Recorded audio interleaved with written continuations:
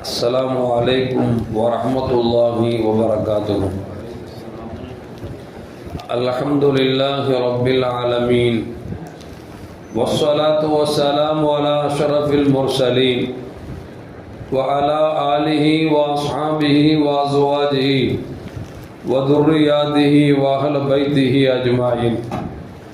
சங்கைக்கும் மென்மைக்கும் உரிய பெரியோர்களே, சகோதரர்களே, எல்லாம் வல்ல அல்லாஹ் ஜல்ல ஜலாலும் நாம் செய்யக்கூடிய எல்லா நற்காரியங்களையும் முகஸ்துதியின்றி இஹ்லாஸான முறையில் இறைவனுக்காக மட்டுமே செய்யப்பட்ட நல்வணக்கங்களில் நம் வணக்கங்களை அல்லாஹ் கபூல் செய்து கொள்வானாக.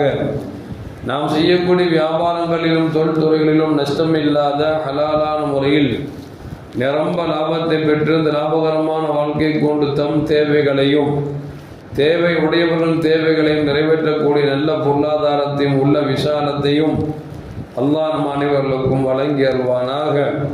கஞ்சத்தனம் என்கிற தீய பண்பை விட்டு அல்லாஹ் நம்மை பாதுகாத்துக் கொள்வானாக. நம்மை இந்த உலகத்தில் வாழ வைக்கும் காலமெல்லாம் நோய் நொடி இன்றி உடல் ஆரோக்கியத்தோடு அல்லாஹ் நம்மை வாழச் செய்வானாக. அந்த ஆரோக்கியமான வாழ்க்கை கொண்டு அல்லாஹ் ரசூலை நெருங்கக்கூடிய அனைத்து நல்ல முறைகளையும் புரியக்கூடிய நல்ல முத்தகின்களின் கூட்டத்தில் அல்லாஹ் நம்மை ஆக்கி அருள்வானாக. திடீர் மரணங்களை விட்டும் தீய மரணங்களை விட்டும் நம்மையும் நம் குடும்பத்தையும் நம் சமூகத்தையும் அல்லாஹ் முழுமையான முறையில் பாதுகாத்துக் கொள்வானாக. மருத்துவமனையின் செலவீனங்களை விட்டும் வேதனைகளை விட்டும் அல்லாஹ் நம்மை காத்தருவானாக. நம்மில் யாரெல்லாம் நோயால் பாதிக்கப்பட்டு வீடே கதி என்றும் ஆஸ்பத்திரியை கதி என்றும் அல்லல் பட்டும் அவதியுற்றும் இருக்கிறார்களோ அத்தனை மக்களுக்கும் வெகு விரைவில் நோயை போக்கி உடன் ஆரோக்கியத்தை வழங்குவதோடு அவர்களை கொண்ட ஒரு குடும்பத்திற்கும் சமூகத்திற்கும் நல்ல பலன் தரக்கூடிய மக்களாக ஆக்கி அருள்வானாக. நாம் இந்த உலகத்தில் வாழ்ந்து மறைகிற நேரத்தில் லா இலாஹ இல்லல்லாஹ் முஹம்மதுர் ரசூலுல்லாஹ் என்ற கலிமாவை மொழிந்து ஜன்னத்துல் ஃபிர்தௌஸை கண்ணால் கண்டு அகமகிழ்ந்து சிரித்த வண்ணமாக மரணிக்கக்கூடிய நல்வாக்கியம் பெற்ற மக்களில் அல்லாஹ் நம்மை ஆக்கி அருள்வானாக. மரணித்தும் மரணிக்காத இறைநேசன் கூட்டத்தில் அல்லாஹ் நம்மை ஆக்கி அருள்வானாக. நாளை மறுமையில கண்மணி முஹம்மது ரசூலுல்லாஹி ஸல்லல்லாஹு அலைஹி வஸல்லம் அவர்களின் திருக்கரங்களால் ஹவுதுல் கௌசர் என்கிற தடாகத்தின் நீர் வருகி அன்னாரின் ஷஃபாத்தை பெற்று அன்னாரின் கரம் பிடித்து ஜன்னத்துல் ஃபிர்தௌஸ் என்ற உயர்ந்த சொர்க்கத்தில் அவர்களோடு அல்லாஹ் நம்மை சங்கமிக்க செய்வானாக. எல்லாவற்றுக்கும் மேலாக இறை அன்பை பெற்று இறைவனை பார்த்து பரவசம் அடையக்கூடிய அவருடைய லிக்காவையும் ரிதாவையும் பெற்ற மக்களில் அல்லாஹ் நம்மை ஆக்கி அருள்வானாக. அருமையான மோமின்களை, இந்தியாவில் தான் நாம் வாழ்கிறோமா என்கிற சந்தேகத்தை உருவாக்கக்கூடிய அளவிற்கு இன்றைக்கு நீதிமன்றங்களுடைய தீர்ப்புகள் மனிதர்களை வியக்க வைக்கக்கூடிய, மனிதர்களை ஆச்சரியப்படுத்தக்கூடிய, ஏன் மனிதனாக வாழக்கூடியவர்களெல்லாம் காரி உமிழக்கூடிய அளவிற்கு இன்றைக்கு நீதிபதிகளின் தீர்ப்புகள் வருகிற காட்சியை பார்த்து கொண்டிருக்கிறோம். சமீபத்தில் ஒரு நீதிபதி இப்படி ஒரு தீர்ப்பை அறிவிக்கிறார். வயதுக்கு வந்த ஒரு ஆணும் பெண்ணும் விரும்பி அவர்கள் விபச்சாரம் செய்தால் அவர்கள் குற்றவாளிகள் அல்ல என்று ஒரு தீர்ப்பை கொடுக்கிறார் என்று சொன்னால் இது எவ்வளவு இந்த நாட்டிற்கு அசிங்கமும் கேவலத்தையும் ஏற்படுத்தி தருகிறது. இந்த தீர்ப்பால் எவ்வளவு ஆபத்தின் பக்கம் இந்த சமூகம் முன்னோக்கி கொண்டு செல்லும். இதனால் எப்படிப்பட்ட நோய்கள் அதிகரிக்கும், நோய்கள் அதிகரித்தால் என்னென்ன பாதிப்புகள் ஏற்படும் என்பதை எல்லாம் தெரிந்துதான் தீர்ப்பளித்தார்களா அல்லது தெரியாமல் தீர்ப்பளிக்கிறார்களா என்று தெரியவில்லை. இப்படி ஒரு நீதியை நிலைநாட்டுவதற்கு இப்படிப்பட்ட நீதிபதிகள் தேவைதானா, நீதிமன்றங்கள் தேவைதானா என்று நினைக்கக்கூடிய அளவிற்கு இந்தியாவில் இருக்கக்கூடிய நீதிபதிகள் இன்றைக்கு படித்துத்தான் நீதித்துறைக்கு வந்தார்களா, நிதியை நீட்டி நீதித்துறைக்கு வந்தார்களா என்று தெரியாத அளவிற்கு இன்றைக்கு தீர்ப்புகள் மிகவும் மோசமாக மனிதர்கள் முகம் சுழிக்கக்கூடிய அளவிற்கு ஒரு கேவலமான நீதியை தந்து கொண்டிருக்கிறார் என்று சொன்னால் அல்லாஹ் தான் காப்பாற்ற வேண்டும். அருமையான மக்களே, விபச்சாரம் என்று சொல்லுகிற பொழுது நமக்கு ஒரு அபச்சாரமாக தெரியக்கூடிய ஒரு வார்த்தை. அதிலும் ஒரு மனம் உவந்து விபச்சாரம் செய்தால் அது விபச்சாரம் இல்லை, குற்றம் பிடிக்கப்படாது என்று சொல்லுகிறார் என்று சொன்னால் அவர்கள் குடும்பத்தில் நடந்த நிகழ்வை வைத்து இப்படிப்பட்ட தீர்ப்பளிக்கிறார்களா, அல்லது இப்படி குடும்பத்தில் நடந்தால் இதை பற்றி நான் கவலைப்பட மாட்டேன் என்கிற எண்ணத்தை வெளிப்படுத்தினாரா என்று தெரியவில்லை. அல்லாஹ் தான் காப்பாற்ற வேண்டும். அருமையான மூமின்களே, இந்த தீர்ப்பு வருவதற்கு முன்பாகவே ஆங்காங்கே பார்க்கிறோம் அல்லவா? இன்றைக்கு பார்க் எடுத்துக்கொண்டால், பீச் எடுத்துக்கொண்டால், மனிதர்கள் கொஞ்சம் உல்லாசமாக காற்று வாங்க எங்கே சென்றாலும் முகம் சுழிக்கக்கூடிய அளவிற்கு இளைஞர்களும் செய்யக்கூடிய அந்த காட்சியை பார்க்கிற பொழுது ஒரு குடும்பஸ்தான் அங்கு சென்று காற்று வாங்கக்கூடிய ஒரு சூழலுக்கு இன்றைக்கு ஒரு நிலை மோசமாக கொண்டிருக்கிறது.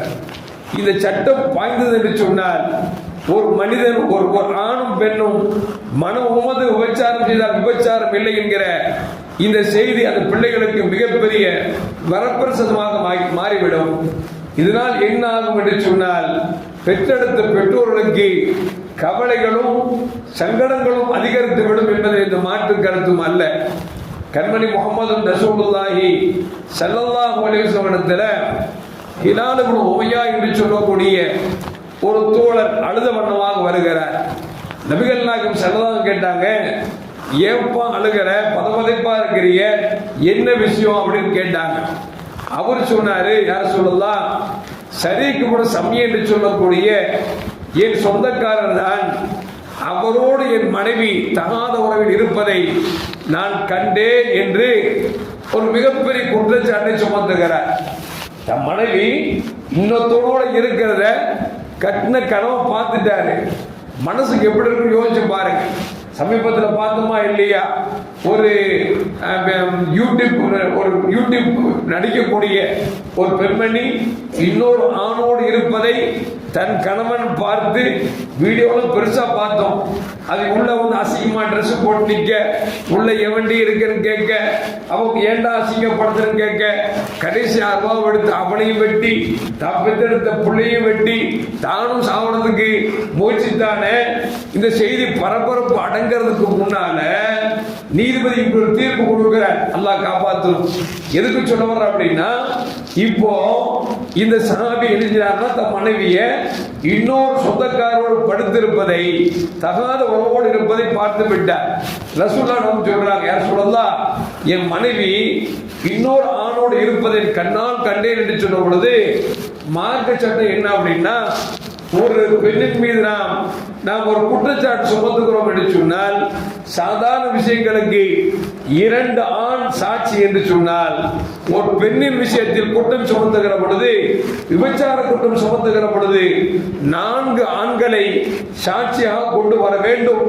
அப்படி கொண்டு வந்தால்தான் அவன் சுமத்துகிற அந்த குற்றச்சாட்டு உண்மையாக இருக்க முடியும். அப்படி அந்த சாட்சி கொண்டு வரவில்லை என்று சொன்னால் அவருக்கு என்ன செய்யணும் அப்படின்னா, யாரு பழி சுமத்தினாரோ அவருக்கு 80 கசையடி கொடுக்கணும். இங்க தன் மனைவி இன்னொரு சொந்தக்காரோடு இருக்கிறத பார்த்துட்டாரு. பார்த்துட்டு ரசூலுல்லாஹ் ஆதங்கம் தாங்க முடியாம வந்து சொல்றாங்க, நபி சொல்றாங்க, நீ சொல்றது உண்மையா இருந்தா 4 சாட்சியை கொண்டு வா அப்படிங்கிறாங்க. நான் சாட்சி எப்படி கொண்டு வர முடியும்?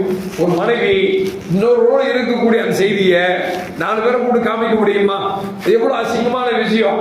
ஸல்லல்லாஹு திரும்பி கேட்கிற, யார் சொல்லலாம், நான் போய் சொல்லல, உண்மையிலே கண்ணால பார்த்துட்டேன், என் மனைவி இன்னொருத்தோடு இருப்பதை நான் கண்ணால் பார்த்தேன், யார சொல்லலாம் என்று சொல்கிற பொழுது ஸல்லல்லாஹு 2-3 தடவை சொல்றாங்க, சாட்சி கொண்டு வாப்பா.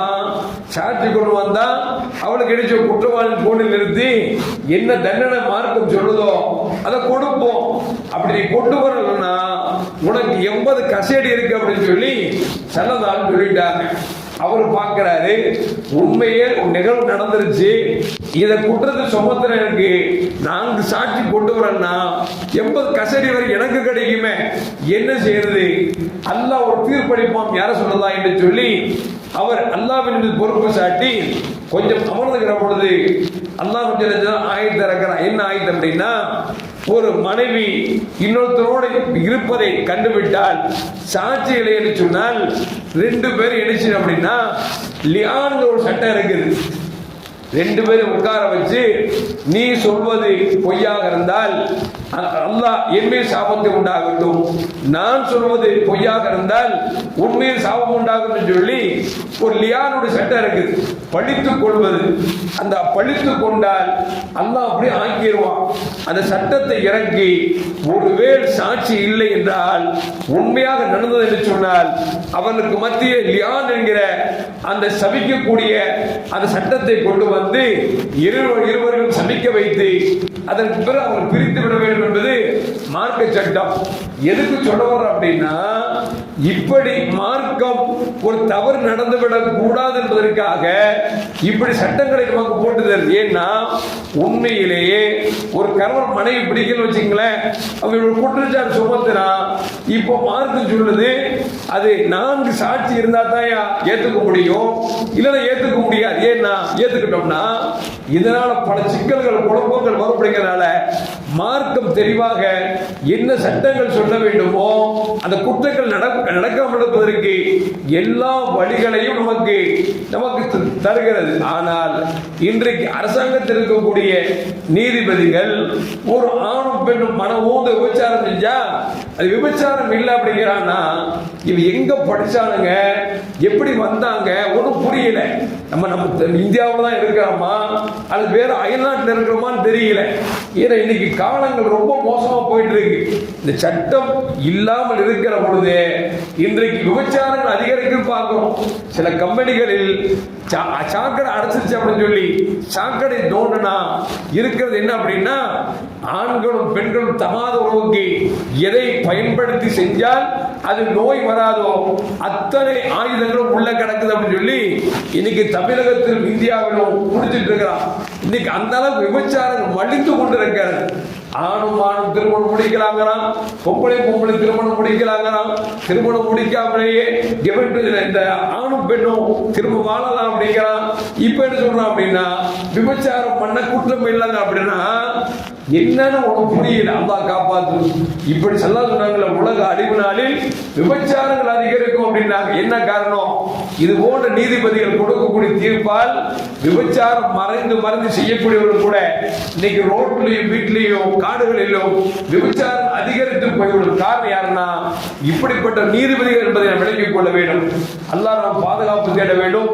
இது போன்ற நீதிகள் வருகிற பொழுது யாரெல்லாம் பொருள் கொடுக்கிறார்களோ அந்த பொருளோடு நம்முடைய பொருளை உயர்த்த வேண்டும். என்று சொன்னால் பாவமான காரியங்கள் அவிழ்த்து விடப்பட்டால் உலக அழிவினால் எதிர்பார்க்க வேண்டும் என்பதில் எந்த மாற்று கருத்தும் அல்ல. எல்லாம் அல்லாஹ் இந்தியாவில் மனிதர்கள் வாழ்வதற்குண்டான எல்லா வழிகளும் நல்வழிகளும் திறக்கப்பட வேண்டும். எல்லா தீய வழிகளும் அல்லாஹ் மூட வேண்டும். அப்படிப்பட்ட நல்ல நீதிபதிகளை அல்லாஹ் தந்தல்வானாக. இது போன்ற அனாச்சாரமான நீதிகளை கொடுக்கக்கூடிய அந்த நீதிபதிகளுக்கு அல்லாஹ் அழிவையும் ஏற்படுத்தி தந்தல்வானாக. அஸ்ஸலாமு அலைக்கும் வரஹ்மத்துல்லாஹி வபரகாத்துஹு. ஸல்லல்லாஹு அலா முஹம்மத் ஸல்லல்லாஹு அலைஹி வஸல்லம். ஸல்லல்லாஹு அலா முஹம்மத் ஸல்லல்லாஹு அலைஹி வஸல்லம். ஸல்லல்லாஹு அலா முஹம்மத். யா ரப்பி ஸல்லி அலைஹி வஸல்லிம்.